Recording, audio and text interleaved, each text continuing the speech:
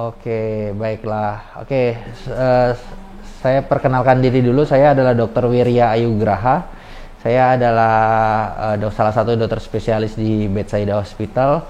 Nah, hari ini saya akan mencoba menjelaskan apa saja yang penyakit-penyakit yang biasa saya tangani.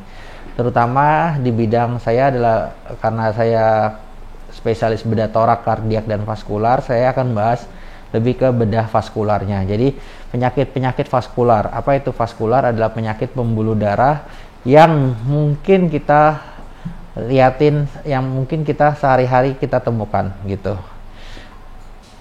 Jadi hari ini kita akan tentang penyakit vaskular yang sehari-hari biasa kita temukan. Oke, kita langsung saja. Boleh slide? Oke, baik. Jadi kita harus tahu apa saja itu penyakit pembuluh darah. Nah, sebelumnya kita harus tahu apa sih itu pembuluh darah. Jadi pembuluh darah itu adalah seperti selang. Kalau dia ada air, nah selangnya itu adalah pembuluh darah gitu. Jadi pembuluh darah ini adalah selang yang membawa darah ke seluruh tubuh kita. Ada secara garis besar ada dua pembuluh darah, yaitu pembuluh darah arteri dan pembuluh darah vena. Nah, pembuluh darah arteri ini adalah pembuluh darah yang bawa darah dari jantung ke seluruh tubuh. Jadi dipompa sama jantung, kemudian darah mengalir ke seluruh tubuh. Nah, pembuluh darah vena adalah sebaliknya, yang membawa darah dari seluruh tubuh kembali ke jantung gitu. Nanti di jantung dipompa, diproses, diolah oleh paru-paru, kemudian setelah selesai dipompa lagi ke seluruh tubuh. Nah, arteri maupun vena ini macam-macam, bisa membuat berbagai masalah. Oke, yang pertama adalah penyakit varises. Nah, teman-teman, ibu-ibu yang mungkin sudah hamil 2-3 kali, kemudian atau yang udah usia 50 mulai muncul tuh keluhan-keluhan varisesnya. Jadi misalnya apa saja itu keluhan varises? Kakinya bengkak misalnya, kemudian muncul vena yang berkelok-kelok, kemudian pegal. Biasa dimulai gejala awalnya itu pegal dan bengkak gitu. Kemudian baru muncul vena yang berkelok-kelok, baru nanti ujung-ujungnya menjadi luka. Nah, ini tadi saya bilang, jadi vena varises itu adalah pembengkakan dan pelebaran pembuluh darah vena yang umumnya terjadi pada kaki.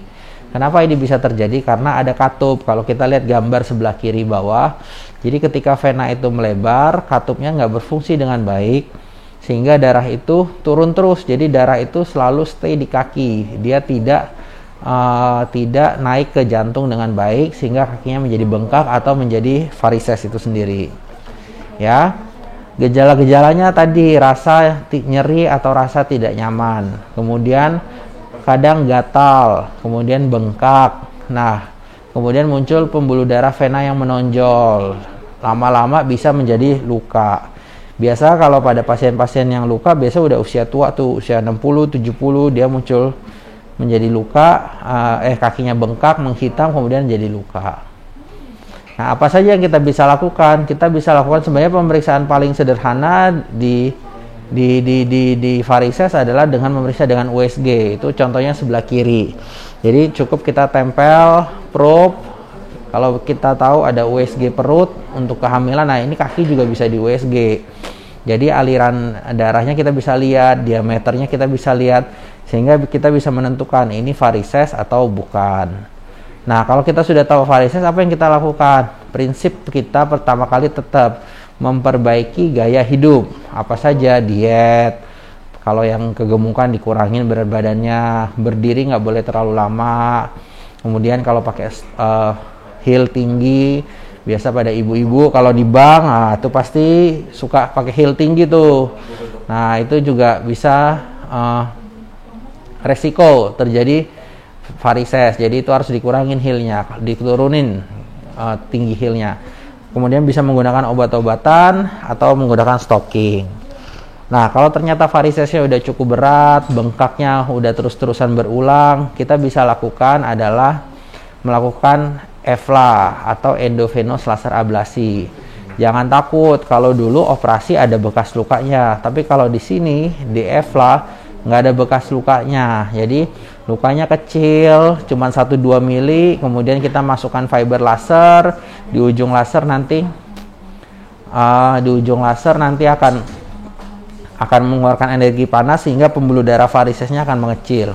Nggak ada bekas lukanya. Jadi dalam 1-2 minggu lukanya akan mengecil, akan hilang. Oke. Nah, tadi saya bilang itu vena, itu pembuluh darah vena. Nah, sekarang ada namanya pembuluh darah arteri. Pembuluh darah arteri adalah pembuluh darah yang membawa darah dari jantung ke seluruh tubuh. Nah, pembuluh darah arteri ini terbagi menjadi 2, arteri yang di badan kita atau di daerah dada dan perut, itu arteri besar, kemudian arteri yang di kaki atau di tangan. Nah, ketika dia ada di dada, di badan kita, ada kelainan yang disebut aneurisma atau diseksi. Jadi begini, kalau aneurisma adalah pelebaran pembuluh darah aorta. Jadi aorta itu pembuluh darah besar. Jadi aorta itu pembuluh darah yang dari jantung, kemudian dia turun ke perut kita, kemudian kebagi menjadi 2. Nah, pembuluh darah itulah yang disebut aorta. Nah, aneurisma ini artinya pelebaran pembuluh darah besar, dia lebar. Jadi normal itu diameter paling cuma 2 cm. Tapi kalau pada aneurisma bisa sampai 5 cm, 6 cm gitu. Nah, ketika dia sudah sangat lebar, bisa robek gitu. Nah, ketika robek kita sebut dissection atau diseksi. Oke. Nah, apa saja yang bisa membuat diseksi? Yaitu pertama, hipertensi. Jadi kalau tensi harus terkontrol. Apalagi tensi yang tinggi 170, 180 itu hati-hati. Bisa saja membuat pembuluh darahnya melebar dan merobek. Gangguan jaringan ikat, ada pasien-pasien yang berat tinggi badan tinggi sekali, jari-jarinya panjang, itu juga bisa. Atau kalsifikasi ini pada usia tua, pembuluh darah mengeras pada usia tua atau cedera. Apa gejalanya? Yang pertama adalah nyeri yang sangat luar biasa di daerah dada. Jadi dadanya itu kayak dicabik-cabik, dirobek sampai ke punggung. Berbeda dengan serangan jantung. Kalau serangan jantung dia nyerinya bisa menjalar cuman sampai ke menjalar ke tangan. Tapi kalau diseksi aorta itu nyerinya luar biasa sakit, bisa sampai ke punggung. Gitu. Atau kalau dia di perut itu bisa terasa denyutan di perut. Jadi kalau kita pegang perut kita, coba pegang perut kita, kadang-kadang ada denyutan di perut. Nah, itu bisa saja ada pelebaran pembuluh darah gitu. Nah, ini contoh nih. Jadi kita bisa lihat ada robek, ada 2 gambar kan, ada 2 warna, ada yang lebih putih sama ada yang lebih gelap. Nah, itu berarti tanda-tanda ini ada robekan di pembuluh darahnya. Gitu. Nah, apa yang harus kita lakukan? Ini kalau diseksi aorta atau aneurisma aorta itu kasus emergensi. Jadi harus ditangani dengan cepat supaya tidak terjadi pecah. Bisa dibayangin kalau pembuluh darah sebesar itu pecah, pasti kita tunggu aja, pasti hasilnya pasti jelek. Jadi yang harus kita lakukan rawat di ICU. Kita harus kontrol tekanan darah, kemudian kita harus kontrol pernafasan. Jadi diawasi. Dan tekanan darah harus kita turunin. Biasa tekanan darah 130, 140 kita harus turunin di bawah 100 kalau perlu. Kemudian irama jantung harus kita turunin. Dan penggunaan obat-obat nyeri. Nah, untuk memperbaikinya kita bisa lakukan dengan sekarang beredar endovaskular gitu. Jadi kita bisa tanpa operasi besar, operasinya cuma melalui pangkal paha, kemudian kita bisa masukkan selongsong baru atau selongsong pembuluh darah baru melewati atau memperbaiki daerah yang robeknya. Ini sudah kita bisa lakukan di Indonesia. Ya, oke. Nah, ini teknik. Jadi kadang bisa kita lakukan operasi awalnya, setelah dioperasi kita lakukan dengan endovaskular yang tadi lukanya kecil cuman di paha saja ya. Nah, ini penyakit karena arteri yang lain, yaitu terjadi bekuan. Jadi terjadi bekuan darah, terjadi sumbatan aliran darah pada pembuluh darah. Ini kalau bisa lihat yang hitam-hitam ini artinya darah nggak lancar tuh. Nah, apa saja keluhannya?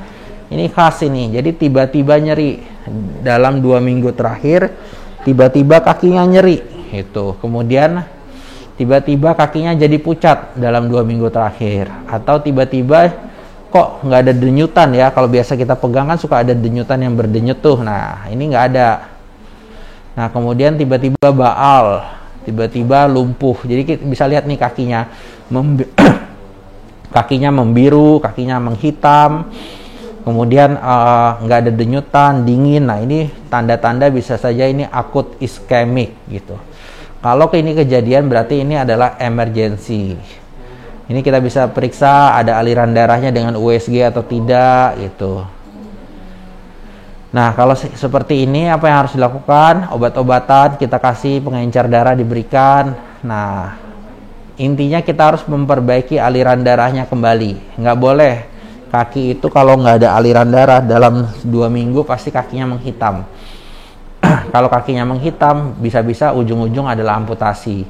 Jadi kita harus memperbaiki aliran darahnya dengan berbagai cara. Bisa bekuan darahnya diambil, bisa dikasih obat-obatan langsung ke bekuan darah sehingga sumbatannya lepas. Nah ini selanjutnya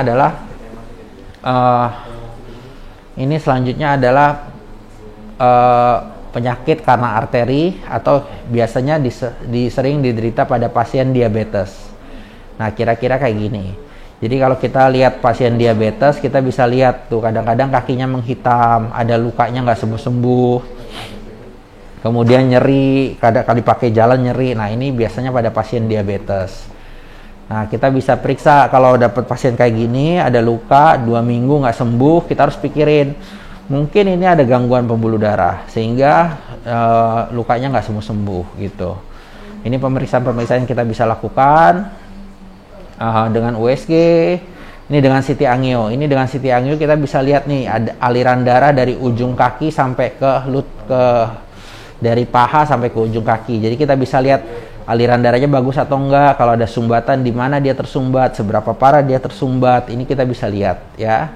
Nah, kalau kita sudah tahu sumbatan di mana, kita bisa intervensi, yaitu endovaskular. Ini kita bisa lihat, ini kira-kira di tinggi lutut, aliran darahnya nggak lancar, kemudian dibalon, setelah dibalon aliran darahnya kembali baik.